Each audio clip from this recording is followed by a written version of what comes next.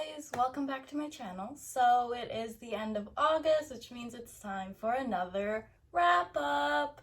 I'm very excited for this month's wrap up. I did read, I think 18 books this month, so pretty good.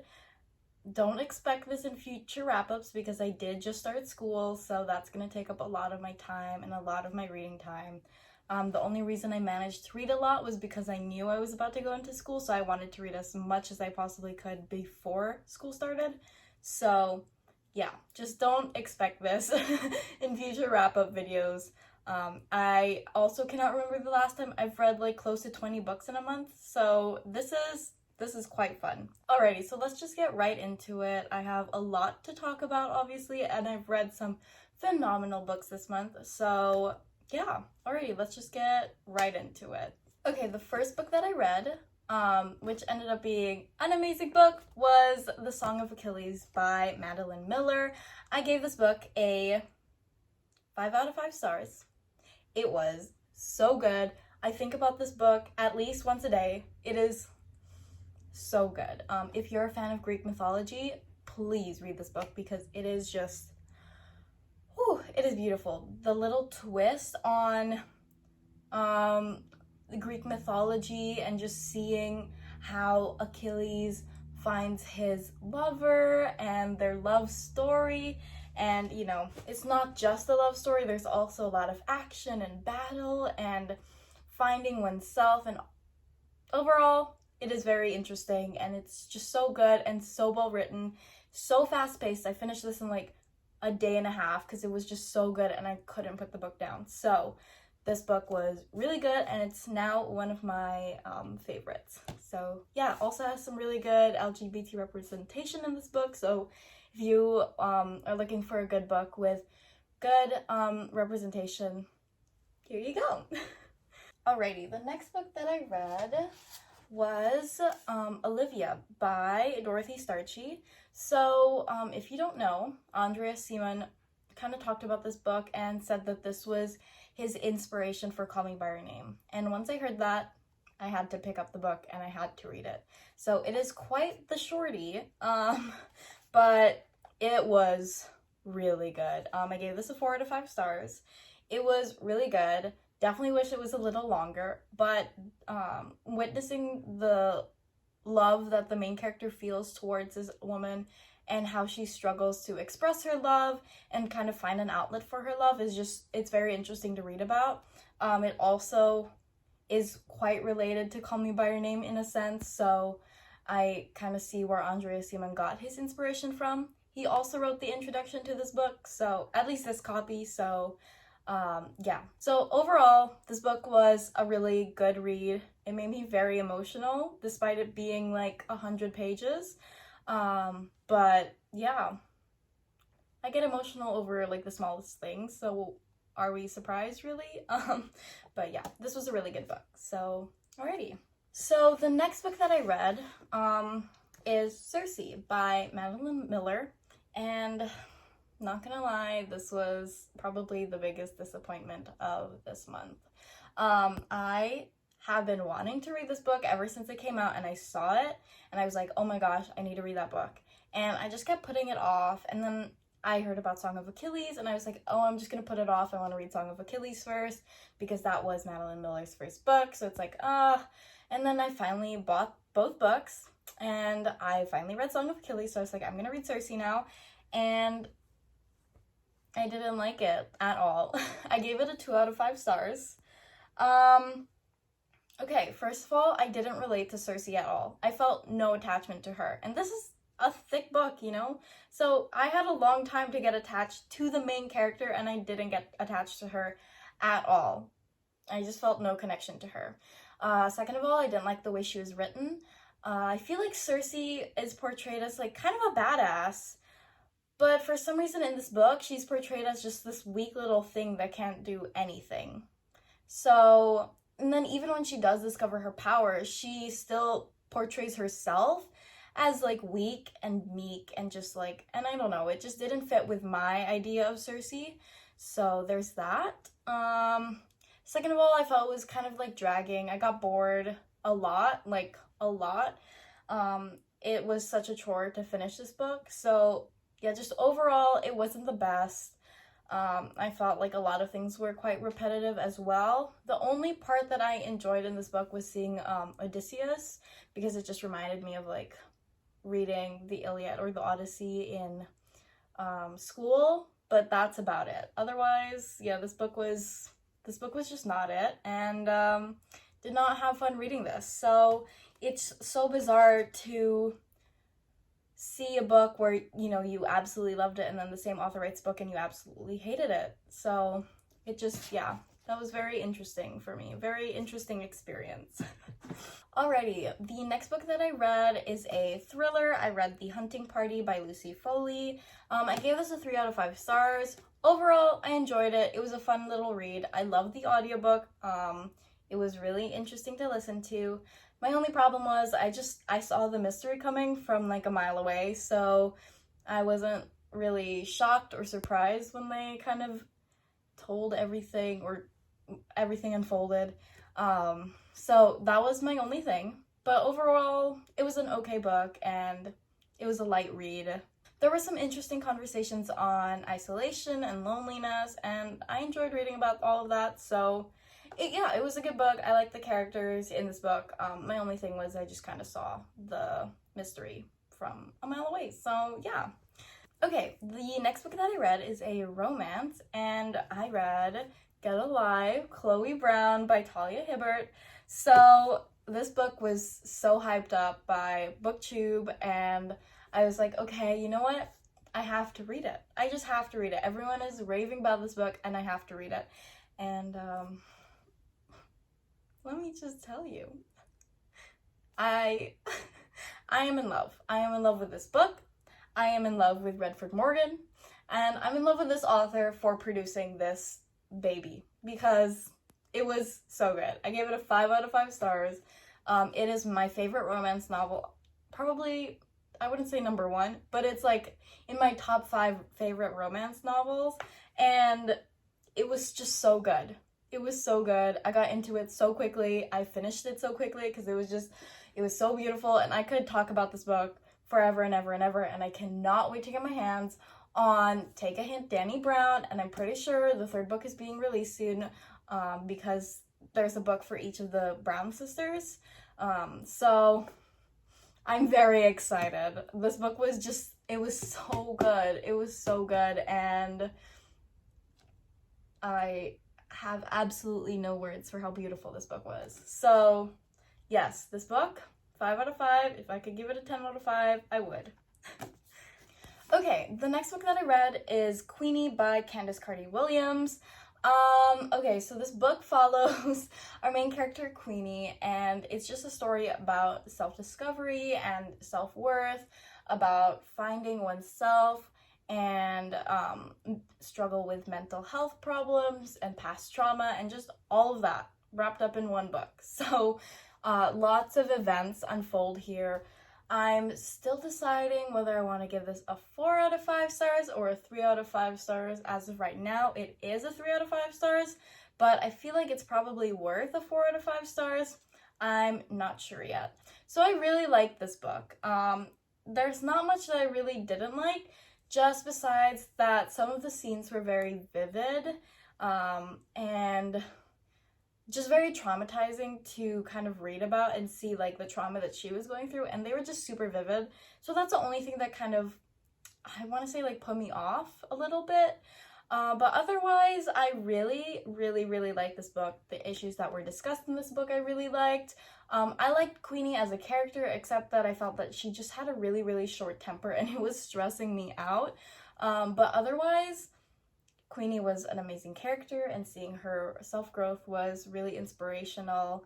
It's a really good book, and if you're looking for a good book about just finding oneself and being okay with past trauma and accepting it and moving forward with that, this is the book for you, because yeah, there's a lot of issues discussed in here and how Queenie is able to adjust to all those issues, I guess. So yeah, don't know my rating, but if you guys want to check out my Goodreads to see kind of my rating for this book and all my reviews for future books. Go ahead and check that out. I'll link it down below. I cannot speak. Go ahead and check that out, and I'll link it down below. Okay, so the next book that I read was So You Want to Talk About Race. Another 5 out of 5 stars. This book, oh my goodness. Oh my goodness. Oh my goodness. The author, she's a beautiful writer. The issues that she discusses in this book are just so educational and so enlightening, and everyone needs to read this. Everyone needs to go and educate themselves, and this is a great book to start with. It's really short, so you're not going to be reading like a super long book, and the issues that are discussed, she talks about them in a way that anyone will understand them. So, you know, this is not rocket science, people. Anyone will be able to understand this book. You just have to make an effort to go and read it. So the author talks about issues ranging from just like what is race, what is racism, to the school to prison pipeline system, to intersectionality, to what else? There was a lot. Police brutality. There was a lot, and each chapter is just a different issue. And the author starts each chapter by giving her own experience towards whatever topic is being discussed. So it just gives you a more personal feeling towards it, because you see firsthand how someone is affected from this, and then you see like, what is this? Like, what is it about, and how does it affect the entire community? How does it affect all Black people? So yeah, and just all colored people in general as well. So yeah, it's super educational and everyone needs to read it. And I learned a lot from this book, and I'm so glad that I read it. Okay, so the next book that I read was Gone Girl by Gillian Flynn. Again, was choosing between a 3-star and a 4-star. So here's why. I watched the movie before I read the book, and I watched the movie when it like first came out, and I'm only now reading the book. But the thing is, I recently rewatched the movie before I read the book because I hadn't watched it in a while. Then when I read the book was so similar to the movie, like so similar. There were probably a few little things that were different, but it was so similar, and I already knew like the entire plot.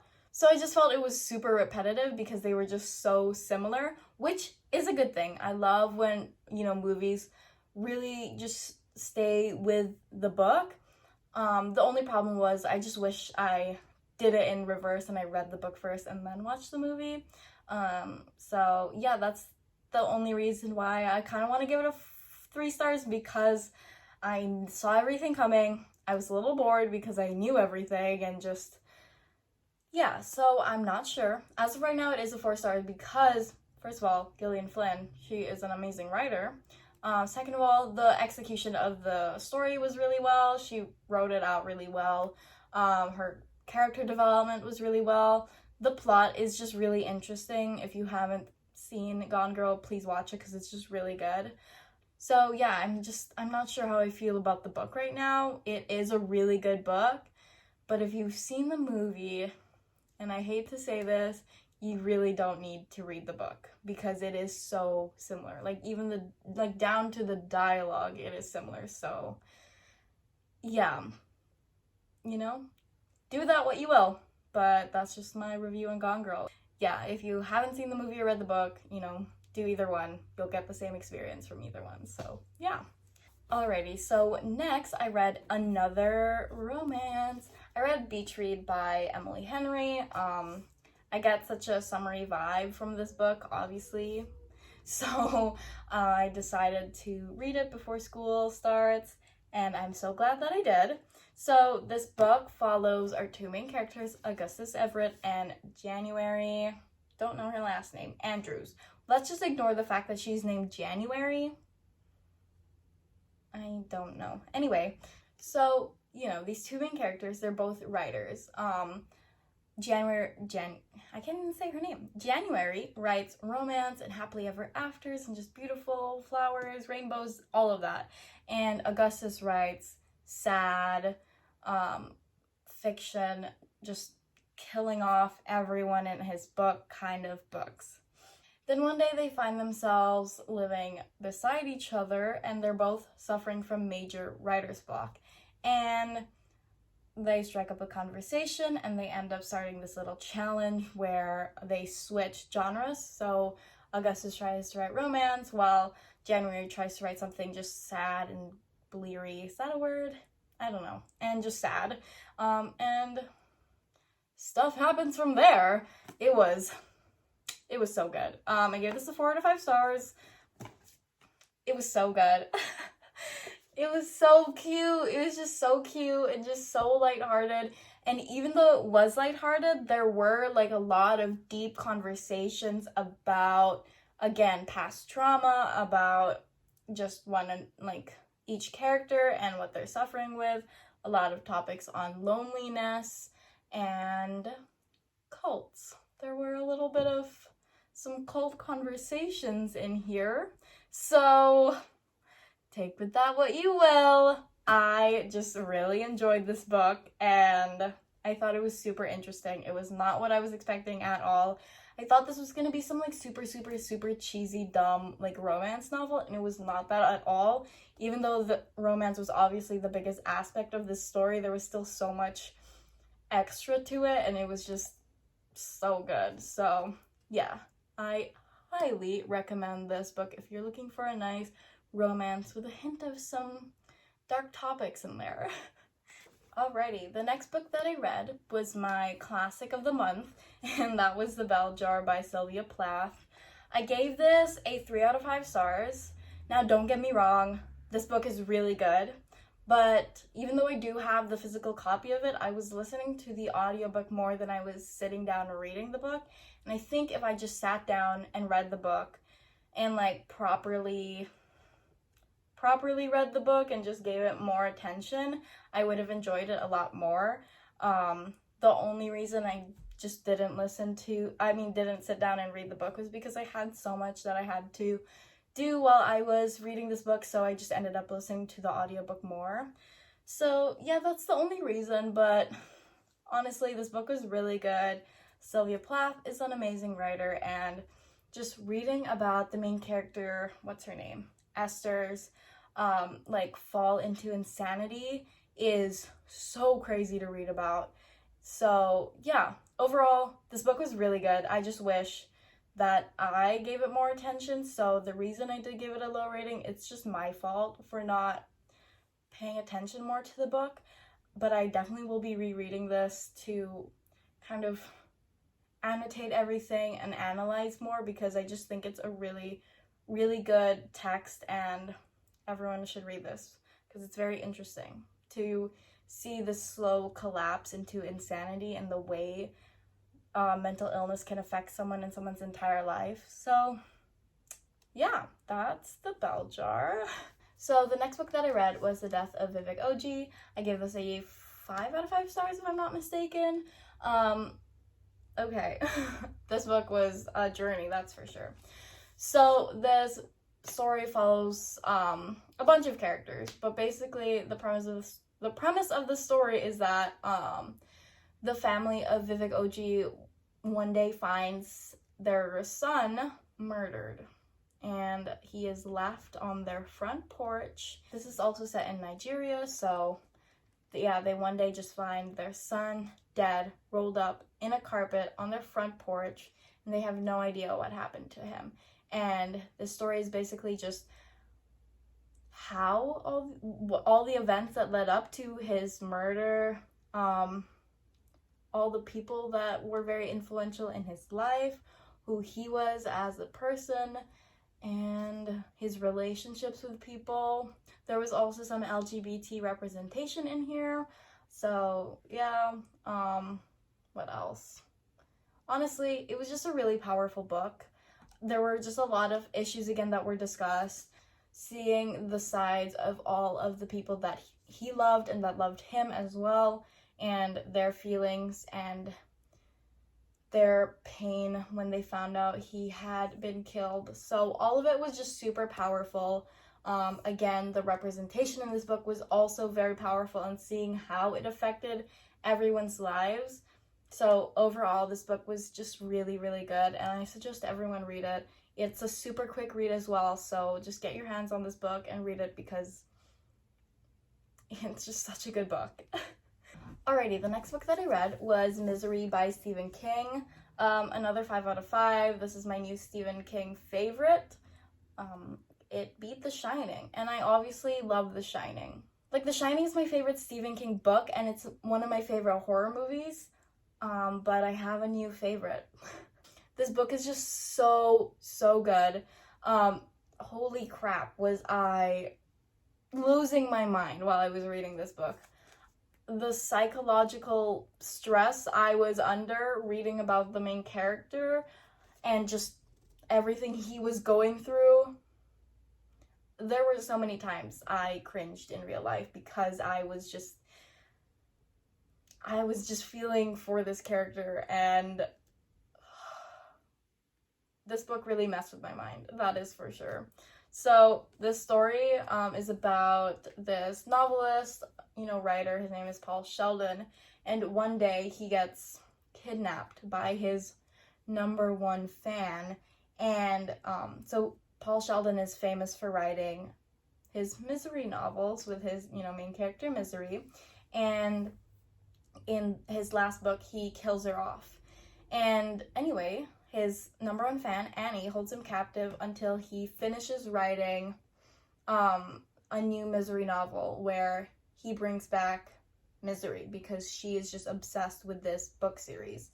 And yeah, it's just crazy to see what she does to him while she holds him captive and how he manages everything. And whew, it was intense. It was very intense, but it's so worth it. It is such a good book. So yeah, this was great. This was really, really good.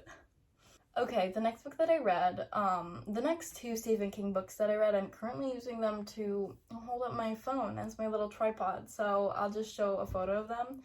So the next book that I read was Geralds Game by Stephen King, and I gave this a 2 out of 5 stars. This was another huge disappointment of the month.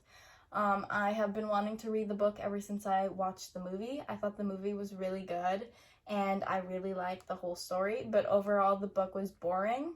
I did not connect to the main character Jessie at all in the book. I did not feel any sort of stress or anxiety for her. I want to say it's because I, watched the movie first, but I watched the movie of The Shining first before I read the book, and I was still stressed while reading The Shining, even though I knew it was going to happen. So I just think it was the way the book was written. It's just this book, for me, was just not it. For some people, I've heard that they've loved this book and they've just related oh my gosh, I'm falling. I've just heard that they've related super well with the main character, Jessie. So yeah, just for me, I did not feel any sort of connection, and it was a huge chore to finish the last 200 pages. I was just not having it. So yeah, it also focused a lot on Jessie's past and not so much on her current situation, and I just wished I saw more of her in the now than in the past. I feel like in the movie there was less focus on her past than in the book. So yeah, overall it just wasn't for me, so I gave it a 2 out of 5 stars. Okay, the next book that I read was Loveless by Alice Osman. Ever since I heard this book was being released, I was so excited for it. So this book is about our main character, Georgia, as she tries to kind of discover and accept and learn about her sexuality and just how she identifies as, and why she feels a certain way than other people. So yeah, this just has amazing asexual and aromantic representation. So I wish this was a joke, but I've never seen a movie or read a book where the main character was asexual or aromantic. So I'm really, really glad Alice Osman wrote this book, and I'm glad she did really good research on it, and it had really good representation. And just seeing the way Georgia was trying to accept her own sexuality and who she is, all of that was just really beautiful to read about. And I cried at the end because it was just so gorgeous, and Alice Osman never ceases to amaze me. So I give this a 5 out of 5 stars. I love it just as much as I loved Radio Silence. Alice Osman is probably one of my new favorite authors, not gonna lie. She is just phenomenal, and her books are amazing, and this book was just really good, and like I said, had really good representation, and I'm just really happy for that. And I'm happy for people that identify as asexual and aromantic to finally have a book that represents them, because we need more. There's not enough out there. So thank you, Alice Osman, for writing this book. Okay, the next book that I read is Pet Sematary. I wish I wasn't using this book to hold up my phone because it's just such a beautiful copy, but here we are. So I read Pet Sematary and I gave this a 4 out of 5 stars. This is probably on my top 3 favorite Stephen King books. So it's probably Misery, The Shining, and Pet Sematary. This book was so different from Misery. It was, holy crap, what was this book? It was so wild, and just, I was so scared the entire book. Like, I was freaking out, and I was listening to the audiobook at the same time, and it's narrated by Michael C. Hall, and his narration was just so good. I was literally quaking. I would like listen to the audiobook while I'd go downstairs to have dinner, and I'd be freaking out because it's like dark outside, and oh my gosh, I was genuinely scared reading this book. So the story follows a family, the Creeds, mainly focuses on the dad, Lewis Creed, and their family moves to Maine, if I'm not mistaken, or where are they coming? I'm pretty sure they moved to Maine, and they, live in this beautiful big house with lots of land surrounding the house, and behind their house is a pet cemetery, and this is where kids go to bury their pets once they die. So, little creepy already. And then, if you go beyond the pet cemetery, there's another burial ground where, I don't know if this is spoiling. Anyway, beyond that beyond the pet cemetery at the other burial ground is just another freaky thing where freaky things happen, and I'm just gonna leave it at that. It's crazy. It's a little freaky, not gonna lie. I watched the movie, the most recent remake, before I read the book, and let me just say, I hate that movie. No one watch it. It is so bad. First of all, the acting, no thank you, was not good at all. Second of all, where did that story come from? I want to know, because it was nothing like the book. Like, at all. It was so far from the book. So, where did you guys get that? And why? Like, why did you change it? Because the book is so good. So, why didn't you just stick to the book? Is my question. So, yeah, overall, the movie was horrible, but the book was phenomenal. So, yeah, it was... the book was so good, and I really highly recommend this Stephen King book. If you're looking for something a lot scarier than some of his other books, then I think this is the book for you. I'm not gonna lie, I feel like this is one of his scariest books, and he's even said that in the intro to this book. He said that this book was just one of the freakiest books he's ever written, and he didn't even want it published. So... take that what you will, Alrighty. Okay, the next book that I read was False Assurances by Christopher Rosa. Borrowed this book from my uncle. It is a detective type story following our main character, Ben Porter, and he works with the FBI, but he's not an agent. So I forget what job description he is, but he's not an agent. But then one day, all the agents are busy getting ready for this big event, and they get a call to check something out, and his boss sends Ben Porter to go check it out, and Ben Porter ends up discovering just this huge scheme, terrorist scheme, and he tries to uncover it and solve the crime. So I have not read a detective book in a long time. So it was really good, very fast-paced because you just want to keep reading. I did give it a 3 out of 5 stars because I wasn't a biggest fan of the writing style. The plot was amazing. I liked the main character. I just felt the writing style was okay. In fairness, this is the author's like first book, so I'm, taking that into account. But, I would definitely check out his other books. I'm pretty sure this is a series, so I'd 100% check out his other books and continue with this series. And maybe his writing style will be a little different because he'll probably have found his voice by then. I just felt that, like, it was just an okay, like, book writing style-wise, so yeah, but honestly, the story was really good, and I enjoyed that, so that's why I give it a 3 out of 5 stars. Alrighty, last 2 books, people, okay. The next book that I read was The Mothers by Britt Bennett. So, as we all know, last month I read The Vanishing Half by Britt Bennett, and I really, really, really enjoyed it, so of course I had to check out The Mothers, and this is her first book. I gave this a 4 out of 5 stars. I would have given this a 5 out of 5 stars, if not for the fact that I had already read The Vanishing Half, and that book was just so, so good. And just, when I read books by the same author, I compare the books between the author. Hello? Is my brain okay? Whenever I read books by the same author, I compare the books that author's written and then rate it from there. So the reason I didn't give this a 5 out of 5 stars was because I gave The Vanishing Half a 5 out of 5 stars, and to me, The Vanishing Half was just better than The Mothers, and that's just me personally. It still was an amazing book, and I really enjoyed reading this. The issues, again, that is discussed, Britt Bennett does an amazing job of discussing, like, real-world issues in a fictional world, so yeah, that was really good.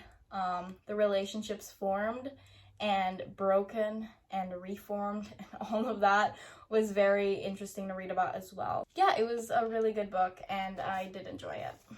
Okay, the last book that I read was Ready Player One by Ernest Cline. So, I am sweating so much. Okay, but yeah, I give this book a 4 out of 5 stars. I really, really, really like this book. It was so good, much better than the movie.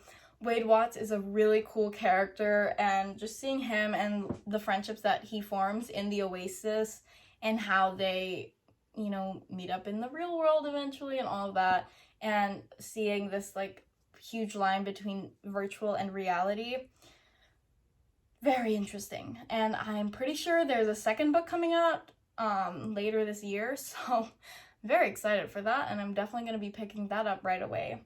So yeah, this book was really good, and I'm really pissed at the movie because when I first watched it, I loved it, mainly for the fact that it had a Shining reference, but the book never had that.